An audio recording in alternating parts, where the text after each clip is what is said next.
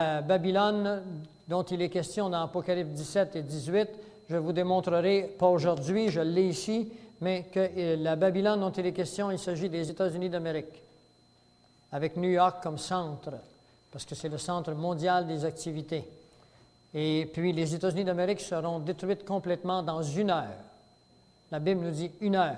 Évidemment, il n'était pas possible à cette époque de détruire les États-Unis d'Amérique dans 1 heure, premièrement parce qu'elle n'existait pas, deuxièmement parce qu'on n'avait pas la technique pour le détruire. Aujourd'hui, avec la fission nucléaire, les bombes nucléaires, on peut détruire complètement les États-Unis dans 1 heure. Pardon? Non, tous les États-Unis. Il fut enlevé de terre et il fut mis debout sur ses pieds comme un homme, et un cœur d'homme lui fut donné. Et voilà un second animal était... Alors, on parle de l'animal, là. Et voici un second animal était semblable à un ours, et il se tenait sur un côté. L'ours dont il est question ici, c'est la Russie. Est-ce que vous devez savoir que le symbole de la Russie, c'est l'ours? N'est-ce pas? Et je sais que beaucoup d'entre vous avaient eu une théologie qui dit, ben non, ça réfère aux Perses, ça réfère à Babylone. Et je vais vous montrer dans un instant qu'il n'est pas possible que dans Daniel 2 se répète dans Daniel 7 avec l'époque contemporaine. Isabelle, on va avoir besoin d'une acétate.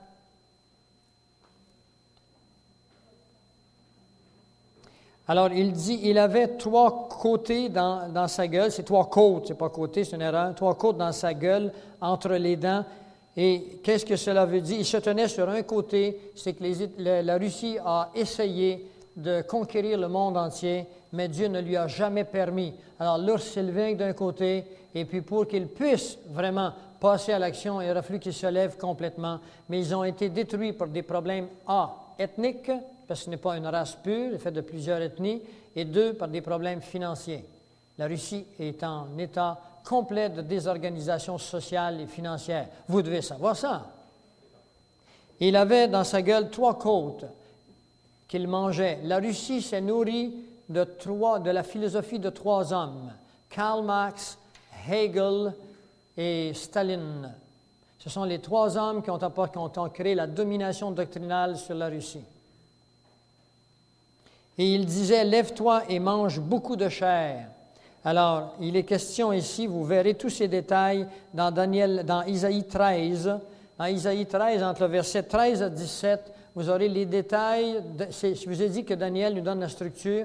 Jérémie, Isaïe, les petits prophètes nous donnent des détails très précis. Donc, en Isaïe 13, entre le verset 13 à 17, vous aurez les détails. Quand il dit mange, il mange beaucoup de chair. Vous allez voir les nations qui vont être tuées, mises... il va y avoir du sang jusqu'aux morts des chevaux. Alors, c'est une guerre terrible qui s'en vient en Europe, tant qu'aux États-Unis d'Amérique, ils sont détruits complètement. Le verset 6. Après cela, je regardais, et voici un autre animal, semblable à un léopard, et il avait sur le dos 4 ailes comme un oiseau. Ici, il y a 3 écoles de pensée sur le verset 6. Certains pensent qu'il s'agissait de la Grèce, mais je vais vous montrer dans un instant que la Grèce n'est pas possible puisque ce n'est plus à cette époque-là.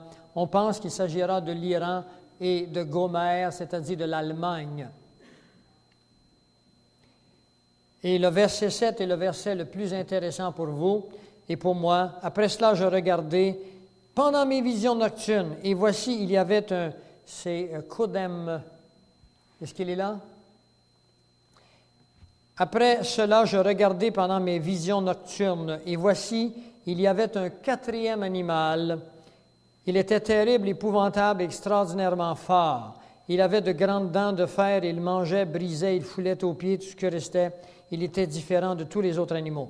Ce 4e animal, ici on dit quelque chose de très particulier que je voudrais que vous vous souveniez, il est différent de tous les autres animaux. C'est-à-dire que ne cherchez pas à l'identifier avec un pays quelconque. On a identifié le lion avec l'Angleterre, on a identifié les lionceaux dans Jérémie 50 et 51 avec le Canada, les États-Unis, la Nouvelle-Zélande et l'Australie. On a identifié l'Iran, l'Irak avec le léopard, mais lui, il est différent des autres. Ne cherchez donc pas à l'identifier avec des pays comme les autres. Et la raison pour laquelle il est différent des autres, c'est à cause d'un document que j'ai en main ici, qui s'appelle le traité de la diversité biologique. Radio-Canada en a parlé sur les ondes la semaine dernière. Et c'est à Montréal que va s'ouvrir le premier grand centre sur la diversité biologique. Et c'est heureux, ça va donner du travail à des centaines de personnes. Hey! Mais ces gens-là sont en train de mettre à exécution la destruction complète de l'Amérique du Nord. Parce que la diversité biologique conçue avec Maurice Armstrong, et George Bush et Mikhail Gorbatchev en 1992 au sommet de Rio, a déclaré que l'homme est un animal au même titre que les souris et que l'homme a trop bien réussi sur la planète Terre et qu'il faudra maintenant réduire son nombre. Et on a créé pour cela des immenses territoires dans lesquels l'homme ne pourra y pénétrer. Et c'est ce qu'on appelle la diversité biologique. Je n'ai pas le temps de vous parler de ce document aujourd'hui. Je vous ai dit que ça prend un fin de semaine complet pour que vous puissiez vraiment comprendre tous les morceaux du puzzle. Mais ceci est au Sénat américain pour ratification. Et le jour où ça passera, ça peut se faire la semaine prochaine, le mois prochain, je n'en sais rien. Il s'est supposé se faire avant la fin du mandat de Bill Clinton. Le jour où ça passera, c'en est terminé. Parce que les États-Unis ont déjà des armées sur place, que je vous m'en ai tantôt, qui vont faire appliquer les nouveaux règlements qui sont issus de la diversité biologique. On vous a montré que le bon côté de la diversité biologique. On ne vous a pas montré le reste. Je l'ai ici, les 10 règlements. Mais soyez sans crainte. J'ai un autre type de nouvelles pour vous. Mais voyez quand même ce qui vient sur la planète Terre. Parce que vos enfants doivent le savoir. Et vous vous ferez probablement ridiculiser avec ces discours. Mais Jésus a-t-il eu peur de se faire ridiculiser quand il a dit qu'il était Dieu? Ils l'ont crucifié, à ce que je sache. Si vous n'êtes pas persécuté, peut-être que vous n'avez pas la même parole que moi. Parce que moi, dans des milieux soi-disant chrétiens, quand je leur parle de la parole de Dieu, on me regarde de travers. Il faut que vous compreniez ça, que la parole de Dieu, Jean 17, 17, est la vérité, pas la parole des hommes. Vous n'ajouterez rien, nous dit la parole, vous n'enlèverez rien. Sinon, vous paierez pour vous aurez des conséquences pour vos soustractions, vos additions. Alors ici, regardez bien ce qui est important. Il est marqué, il était différent de tous les animaux précédents. Et je tiens à vous montrer sur l'acétate ici, il faut mettre en évidence le mot précédent. Vous l'avez dans vos Bibles, dans le chapitre 7, le verset 7. 7, c'est la tenue, précédent. Alors, si vous allez dans une Bible hébreu, parce qu'en français, vous savez, on n'a pas toujours l'heure juste.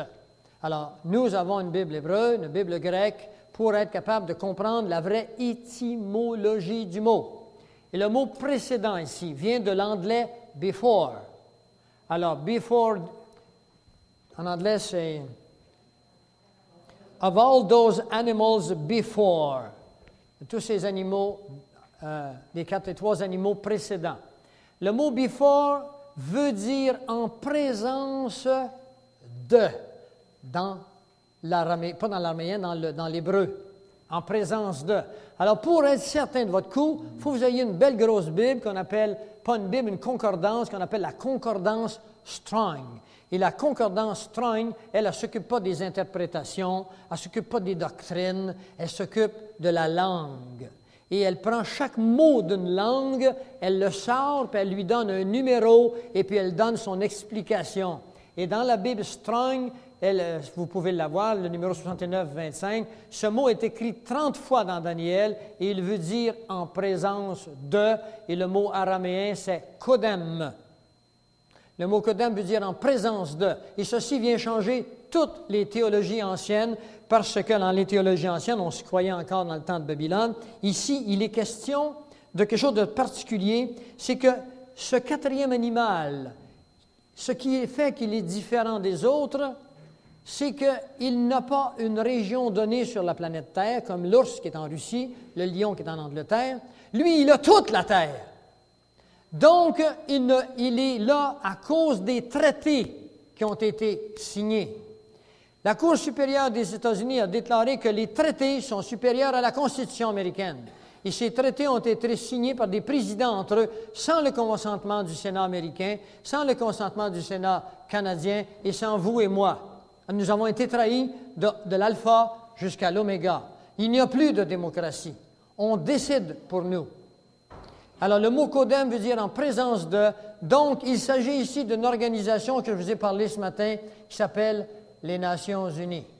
Les Nations Unies, c'est le 4e animal qui vient sur la Terre, qui va toujours exister, qui est le fruit d'une longue fomentation de 2 siècles à partir de Adam Swiss Hoppe et qui s'appellera bientôt la Fédération de la Terre, avec une nouvelle définition d'un citoyen, et vous ne pourrez vivre sans vous conformer à cette nouvelle définition du citoyen. Et il y a un élément supplémentaire qui va vous faire comprendre. C'est, après le mot précédent dans vos Bibles, au chapitre 7, le verset 7, il est marqué « Et il avait 10 cornes. » Tantôt, nous avons vu que la statue, elle tombait sur 10 orteils. Alors ici, il s'agit de cornes. Il s'agit donc de pays. Ce sont des pays. Ce sont des royaumes. Et ce sont les 10 royaumes que je viens de vous mettre tantôt avec acétate. Et ces royaumes représentent 10 biorégions qui n'existaient pas du temps de Daniel. Est-ce que vous comprenez? Ces 10 régions n'existaient pas du temps de Daniel. Au verset 8, il est marqué, c'est Daniel qui continue à rêver, parce que ça a été fait par le Club de Rome en 1968. Il est marqué « Je considérais les cornes ». Alors Daniel regarde les cornes, il regarde les rois qui sont établis sur ces pays. Et il voici une autre petite corne sortie du milieu d'elle, une autre petite corne sortie du milieu des 10. Et 3 des premières furent arrachées devant cette corne. 3 des premières.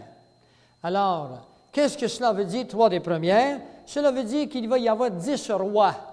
Et celui qui viendra à cette petite corne représente un 8e roi. Et voici, elle avait des yeux comme des yeux d'homme et une bouche qui parlait avec arrogance. Il s'agit ici d'un homme. Il n'y a que les hommes qui parlent avec arrogance et qui ont des yeux. Et cet homme, il s'appelle l'Antéchrist. Et c'est lui qui va régner sur les 10 biorégions. Et c'est cet homme qui va se débarrasser de 3 rois, ces régions, qui va les prendre, lui, comme roi, les 3 régions. Maintenant, pour avoir plus de... Et aller au verset 20, je ne peux vous dire tout ici. Au verset 17, il est marqué « Ces 4 grands animaux, ce sont 4 rois qui s'élèveront de la terre. » Le verbe est au futur. Il n'est donc pas question que cette prophétie soit pour le temps de Daniel. Le verbe est au futur. S'élèveront de la terre. Et au verset 20, il est marqué « Et sur les 10 cornes qu'il avait à la tête, et sur l'autre qui était sortie de devant elle, devant laquelle 3 rois étaient tombés, sur cette corne qui avait des yeux, une bouche parlant avec arrogance, donc c'est l'Antéchrist, et une plus grande apparence que les autres. » Alors, évidemment, l'Antéchrist va dominer sur tous les autres. Regardez bien ce qui est marqué ici au verset 23. Ça, c'est très important pour vous. Il est marqué au verset 23, « Le 4e animal, c'est qu'un 4e royaume qui existera sur la terre, les Nations Unies, la Fédération de la terre, sur les 10 royaumes que vous venez de voir, différent de tous les autres royaumes, et qui dévorera la terre, la foulera et la brisera. » Alors, l'arrivée au pouvoir de cette puissance n'est pas là pour le bien-être de ses citoyens. Elle est là pour la fouler. Qu'est-ce que Jacques Cartier a fait quand il a mis ses pieds en Gaspé? Il a foulé la terre, s'en est emparé. Alors cet homme, au moyen d'une organisation qu'on appelle l'Armée des Nations Unies, va bientôt s'emparer de la planète Terre au complet. Il n'y aura plus de nations, plus de Canada, plus des États-Unis, plus de France. Il va y avoir une seule région qu'on appelle la Fédération de la Terre, divisée en 10 parties, avec un seul homme qui sera au pouvoir. Il est vivant, il est là, il est prêt à passer à l'action. Les 10 cornes, ce sont 10 royaumes, au verset 23. Alors, il la foulera, il la brisera. Qu'est-ce que cela veut dire, la briser? Bien, je vais vous le dire ce que ça veut dire, la briser. Ça veut dire qu'il la sectionnera. Et les satellites qui sont en haut actuellement ont entièrement sectionné toute la planète Terre. Ils l'ont passé en revue et chaque coin carré de la planète est programmé dans un immense ordinateur. Cette région-là d'Afrique s'appelle la région 0422, je ne sais quoi, moi. Les programmeurs savent mieux que moi comment mettre des chiffres, des lettres avec des codes, rentrer tout de suite à quel niveau. Et chaque petite région est divisée en plusieurs et en plusieurs régions, de telle sorte qu'aujourd'hui, la plupart d'entre nous, avec votre maison, vous êtes déjà un carré qui est signalé sur ordinateur, qui vous êtes sur satellite.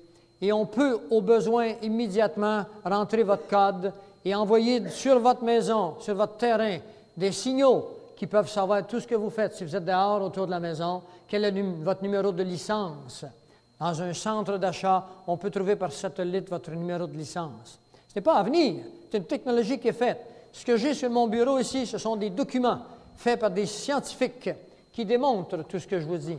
Je suis abonné à des dizaines de revues qui... Les Revenus Canada qui est en tête.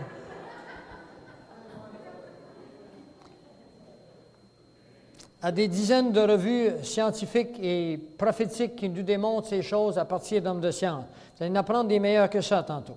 C'est important que vous sachiez ce que ça veut dire. Est-ce que cette technologie pouvait exister du temps de Belshazzar?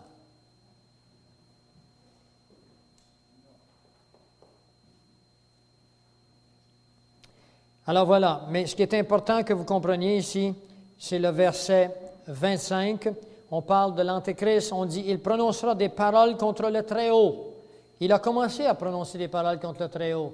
Les nations s'apprêtent à mettre dehors des écoles la prière. La prière s'est faite aux États-Unis depuis un bon moment. Dans les écoles ici, de nos régions, la prière, c'est facultatif et ça achève. Mais quand Bill Clinton passera sa loi en 1997, il n'aurait plus le droit d'avoir une Bible. Parce que la Bible, selon eux, est discriminative. Oui, je l'ai l'article. Je l'ai l'article. On le montrera plus tard peut-être. Alors nous sommes dans cette époque où on entre, où c'est la fin du christianisme. Si vous voulez demeurer chrétien, vous devrez être un vrai chrétien pour participer à un événement extraordinaire qui est bientôt là, ou encore vous devrez accepter d'entrer dans les tribulations qui viennent et d'accepter d'être sauvé uniquement en vous faisant couper la tête. Et ça, certains vont penser que je suis flayé parce que je dis des choses semblables. Eh bien oui, je suis flayé. Savez-vous pourquoi je suis flayé? Parce qu'on est toujours, toutes choses sont comparatives. La vitesse d'une mouche, d'une fourmi, pas d'une mouche c'est vite, d'une fourmi, relativement à un point statique zéro qui ne bouge pas, c'est déjà une vitesse vertigineuse. Eh bien, la foi d'un croyant relativement à la foi du monde, c'est une foi flayée, parce que Dieu nous apprend des choses que l'homme ne veut pas accepter.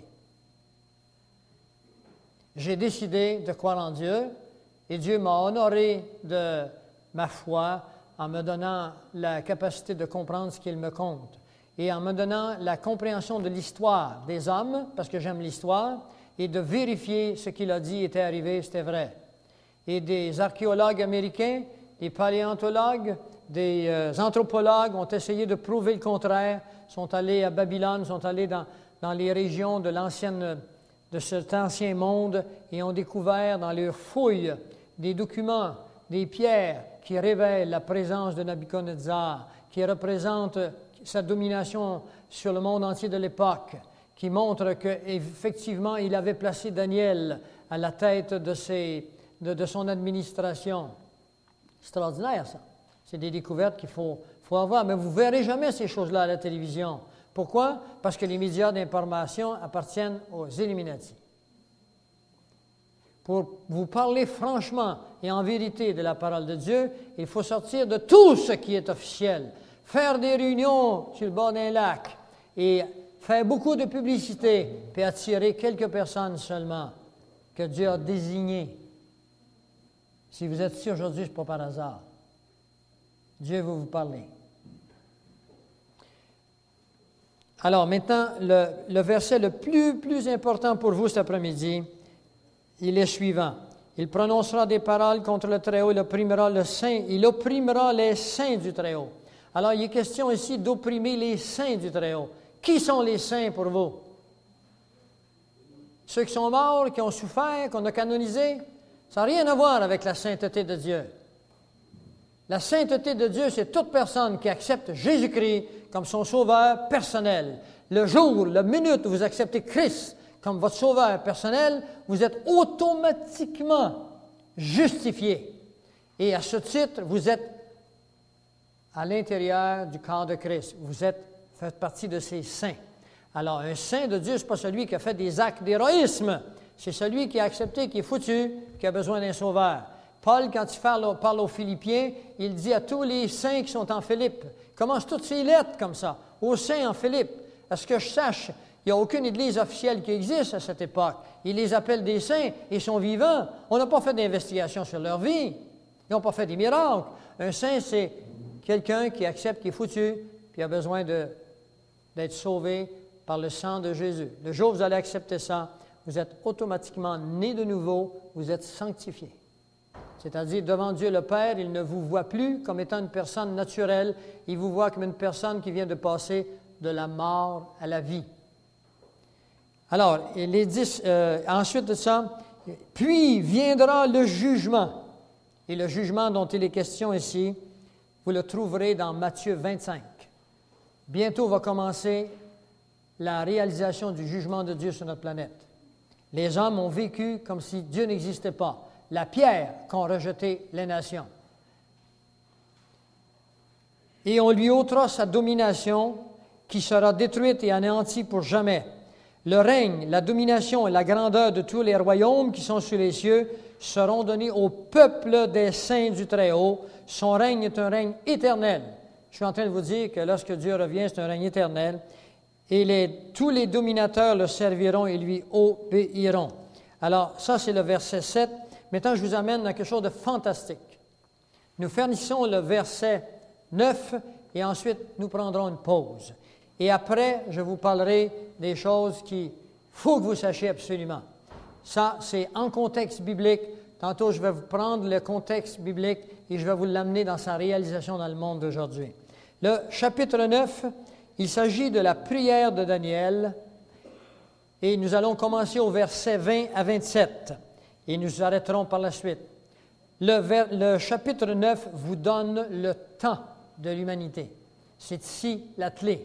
Si vous ne comprenez pas Daniel, vous ne pouvez comprendre les clés du temps que Dieu a donné à l'humanité. Alors, Daniel a vu comment son peuple vivait. Il s'est tourné vers Dieu, il a prié pour son peuple, il a intercédé pour son peuple. Et puis, à un moment donné, au verset 20, il dit « Je parlais encore, je priais, je confessais mon péché et le péché de mon peuple d'Israël. Et je présentais mes supplications à l'Éternel en faveur de la sainte montagne de mon Dieu. Je parlais encore quand dans ma prière, quand l'homme Gabriel, vous verrez toujours Gabriel comme étant celui qui annonce les événements importants. C'est jamais Michel.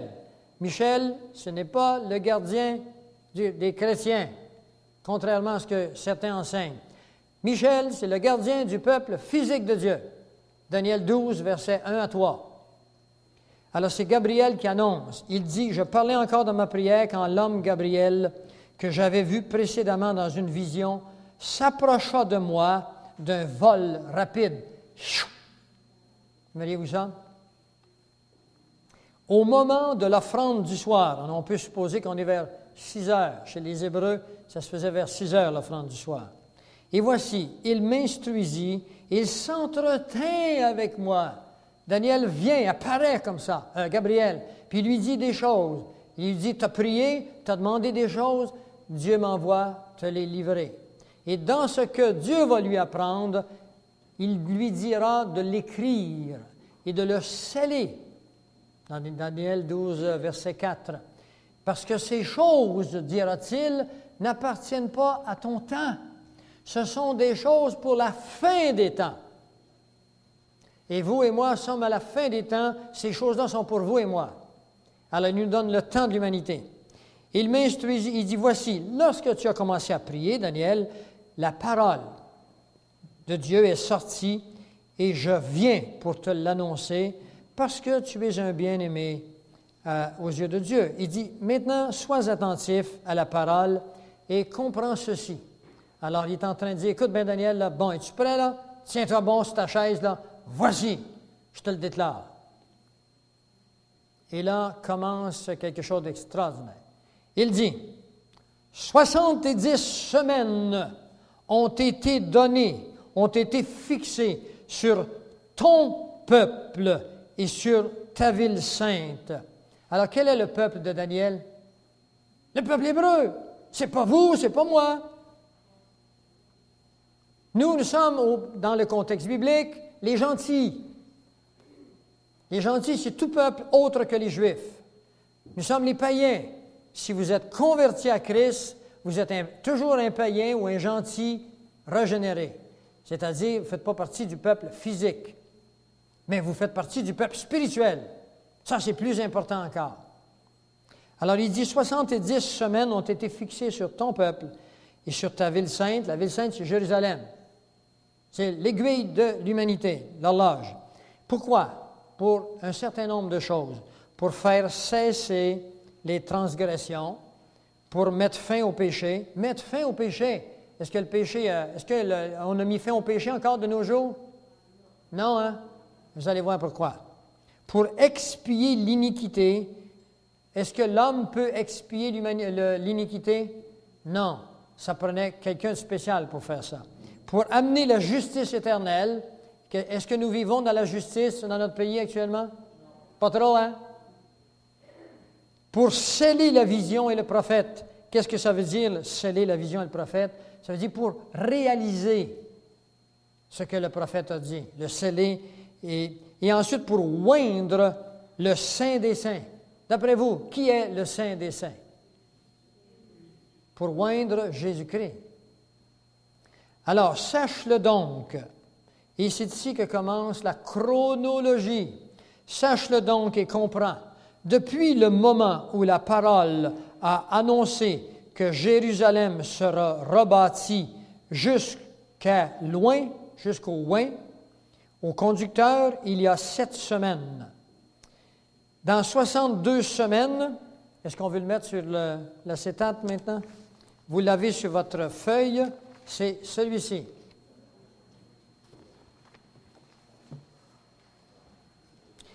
Bon, alors la meilleure façon de procéder pour vous l'expliquer, c'est de le lire au complet et ensuite je vous l'explique.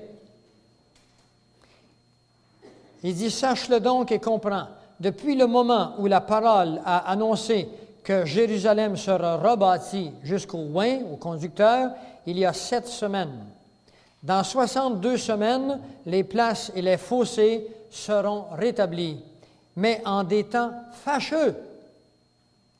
Après les 62 semaines, un oint sera retranché et il n'aura pas de successeur. Le peuple d'un chef qui viendra détruira la ville et son sanctuaire, et sa fin arrivera comme par une inondation. Il est arrêté que les dévastations dureront jusqu'au terme de la guerre. Le verset 27. Il fera une solide alliance avec plusieurs